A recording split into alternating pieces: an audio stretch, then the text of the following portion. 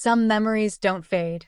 They simply grow quieter, settling into the corners of the heart until a single moment brings them rushing back with the same force they once held.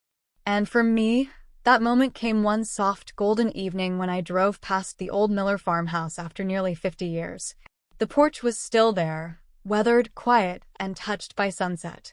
But what stopped my breath was the silhouette of a woman sitting in the same spot she used to sit as a girl, looking out toward the dusty road, waiting, as if time had never moved. In that instant, I knew exactly who she was. And all the years we'd lost suddenly felt like a trembling thread between us, still unbroken. Her name was Lily. Or at least, she had been Lily to me, my Lily, before life stepped between us with hands stronger than our teenage hearts. We were only 17 when we fell in love, at that age when everything feels permanent, when every touch, every promise, every shared secret feels like it will stretch across a lifetime. I remember the long summer evenings we spent by the orchard fence, her laughter floating through the warm air, her hair catching bits of sunlight that made her look almost unreal. I remember the way she'd look at me, soft but certain, as though she already knew we'd grow old together someday. And I believed her. I believed in us. I believed that nothing could ever break what we felt. But life has a way of proving youth wrong. It was her father who ended everything.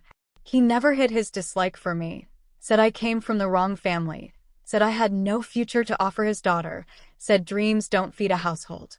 One night, after weeks of tension building like storm clouds, he confronted us behind the barn where we used to meet. His voice was hard, final. "You will not see him again," he told Lily, gripping her wrist as if she were a child. I can still see her eyes that night, full of fear, full of love, full of helplessness. I reached for her, whispered, "I'll wait for you, whatever it takes." And she sobbed, whispering back, "I'll come to you. I promise." But she didn't come. Not that night. Not the next. Not ever again. I waited for weeks, walking the same road, checking the same porch, hoping for a sign.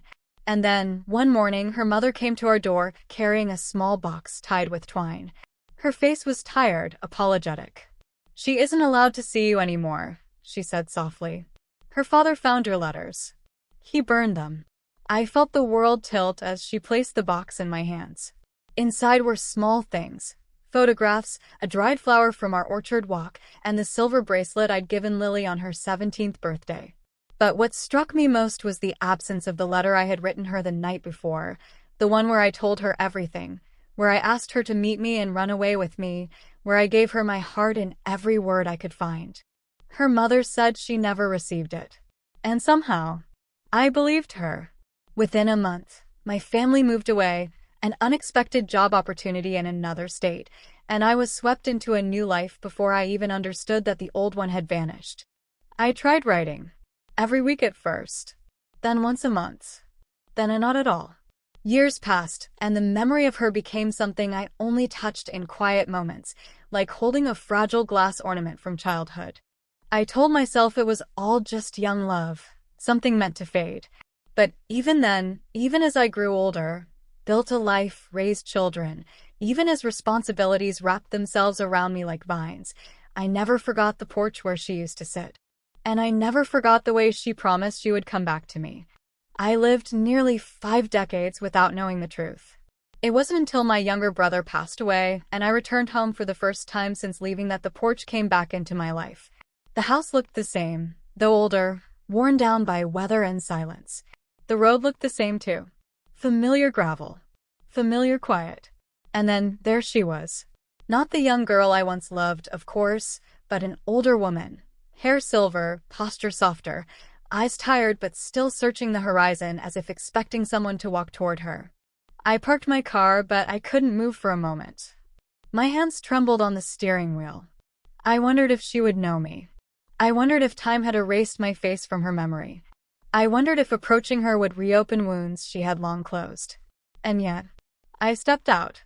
When she turned and saw me, her breath caught the way it used to when she'd surprise me behind the barn. I saw recognition bloom slowly, shakily, like a long-forgotten flower remembering how to open. She stood, one hand clutching the armrest of her old wooden chair. "Is it really you?" she whispered, her voice thin but trembling with something deep, something familiar. I nodded. It's me, Lily. I never expected her to walk toward me. Her steps were slow, unsteady, but determined. And when she reached me, she placed her wrinkled palm against my cheek the same way she once did when we were teenagers. Tears filled her eyes instantly. I waited, she murmured. Every evening for years. I waited. My throat tightened painfully. Why didn't you come that night? I asked. Why didn't you meet me? I thought you changed your mind. She shook her head, tears slipping down her face. I never changed my mind. I never stopped loving you. But your letter, the one you wrote asking me to meet you, I never received it. I stared at her. I gave it to your mother. Her expression softened into heartbreak.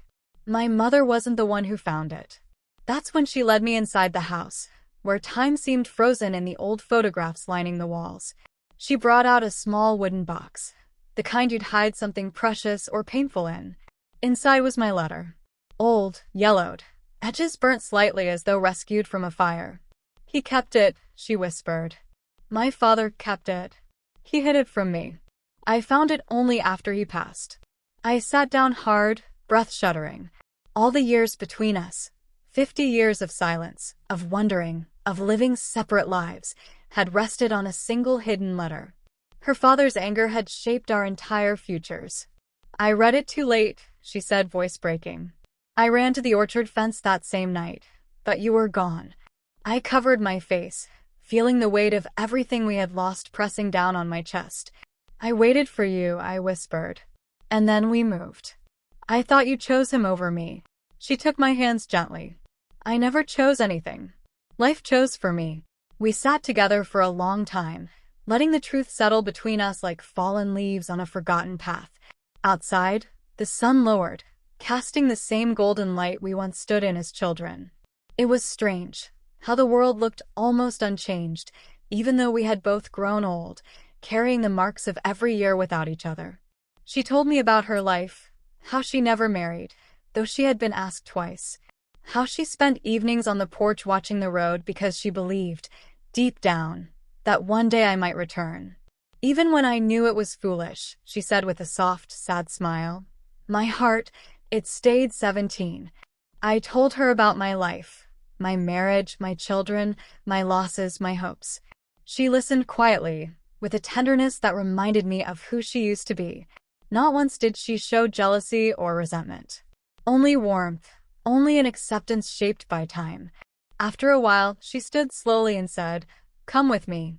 She led me outside, where the sunset was painting the sky in gentle strokes of pink and gold. The same kind of sunset she watched for years. The same kind we once promised we'd grow old under.